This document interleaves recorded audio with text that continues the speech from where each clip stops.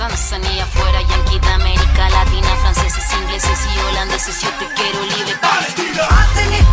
عطني المايك وغني في الغناء ولغة الأم العالمية. حامل وجودنا هو حامل جذورنا بربطنا بسوريا الكبرى أفريقيا أمريكا اللاتينية. أنا مع الألف لونيات تحت الجو.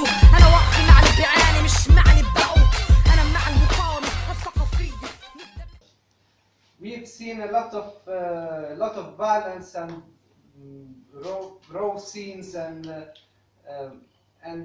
sometimes an idea comes to mind, or a question, and is why so much violence that it's being used. This violence has political aims, and it makes it even worse because it's systematic.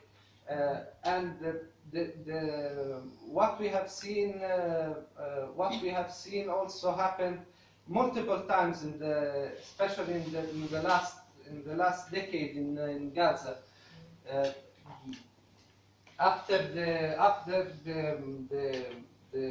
legislative council elections in Palestine, with the victory of Hamas in those elections. That was after that fact, and the political division inside the Palestinian scenario between these two sides. From one side Hamas, and from another side Al-Fatah with the Palestinian Authority, gave not the elections themselves, but this division gave also an occasion to Israel to perpetrate those practices that we have seen in this documentary. What we see is an attempt to make the population of Gaza get on its knees, not because there is good and bad in politics, but because there are some political aims. Good and bad are not political categories. So what we see is an attempt to make more pressure, and it happened gradually, with some moments in which the situation became also harder to make pressure on the population in order to create further internal division, and to draw the population against also against the Palestinian political factions present in Gaza. The objective is to make as much damage as possible, in order to give a general feeling to the population that the presence of an organized political war in the Gaza Strip, the result would be further bombings. So from one side, it's an attempt to destroy the political structures present in Palestine, and I don't talk necessarily only about Hamas, but I talk about the Palestinian factions, all the Palestinian factions that oppose the Israeli aggression. So it's an attempt in a certain way to make as much damage as possible to the infrastructure. We have seen, for example, the farmers in the first part, but there's a problem in Gaza also regarding the depuration systems, the electricity generators, the entrance of materials for the rebuilding of the Gaza Strip, the entrance of materials for the electric power generators. So and this embargo also has a clear political objective, which is to draw the population, to take them away from the same side of the resistance organizations.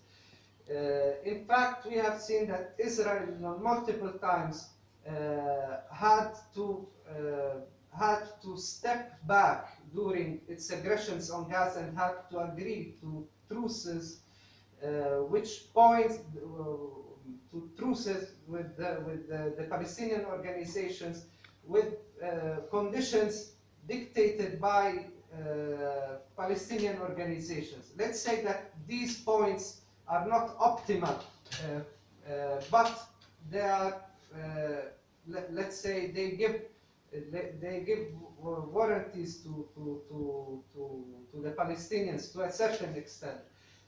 So that has proven that the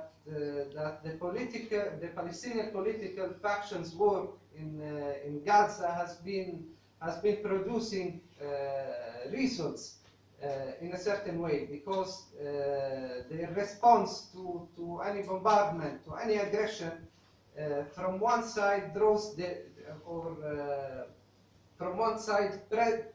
makes pressure on the Israeli population makes the Israeli population make pressure against its government in order to stop the military operations, especially the Israelis living around the Gaza Strip, in the settlements around the Gaza Strip, which are the ones that are more, let's say, threatened from the Palestinian resistance in Gaza. So that has proven, the use of these methods from the Palestinian resistance in Gaza has proven its efficiency to a certain extent, as I said. So since one can't get rid of these organizations by a military way, the alternative is to make the alternative, since it's hard to get them away or to destroy their organizations in a military way, a solution that the Israeli see for this problem that they face is a solution would be to make pressure on the population in order to avoid from one side any response from the Palestinian organizations in any attack against the Gaza Strip, and on another level they are trying also to depoliticize also the people in the Gaza Strip. But this operation does not only happen in the Gaza Strip, it happens also in the West Bank. Yes. In the West Bank we had a change in the last 30 years, starting from the Oslo agreements until today. The Palestinian society has changed, and the policies of the Israelis toward the Palestinians have changed. Before 20 years, you would talk with any young Palestinian in any refugee camp, also in the West Bank, for example, and if you asked him what he was, he would have answered the militant. Today, if you ask the same question, he will respond with, I'm an activist. If you asked him 30 years ago, who is your enemy, he would have answered that his enemy was the Western imperialism in the Middle East, and if you ask him today, he would respond to you that his enemy is the military occupation.